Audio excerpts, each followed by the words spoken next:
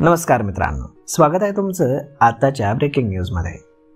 मित्रांनो, एकीकडे Russia Ukraine युद्ध तर दुसरीकडे अमेरिका आणि चीन मधील व्यापारी तणाव, यामुळे जगभरामध्ये अनिश्चिततेचं वातावरण निर्माण झालंय। मात्र म्हणतात ना, एकाचं नुकसान आणि दुसऱ्याचा फायदा। भारतीय शेअर बाजार सध्या हेलकावे खातोय। अशा परिस्थितीत सोनं मात्र रोज नवीन भाव खातंय। फक्त गुंतवणूकदारच नाही तर आता मोठमोठे देशही पिवळ्या धातूचा साठा वाढवताना आपल्याला दिसतायत। अशामध्ये सोन्याची किंमत रोज नवीन विक्रम प्रस्थापित करते। हे असंच जर सुरू राहिलं तर तो दिवस दूर नाही जेव्हा 10 ग्रॅम सोन्यासाठी 1 लाख रुपये मोजावे लागतील। मुंबईमध्ये 10 ग्रॅम सोनं हे 95,240 रुपयांना विकलं जात आहे, तर चांदीचा दर हा 95,240 रुपये प्रति किलो आहे।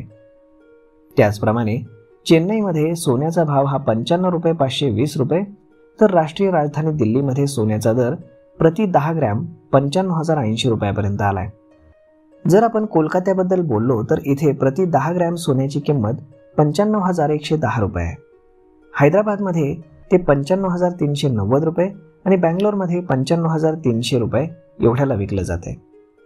त्याआधी गुरुवारी जागतिक स्तरावरील मागणीमध्ये राष्ट्रीय राजधानीच्या सराफा बाजारामध्ये सोन्याचा भाव 70 रुपयांनी वाढून 98,110 रुपये प्रति 10 ग्रॅम या विक्रमी उच्चांकावरती पोहोचला।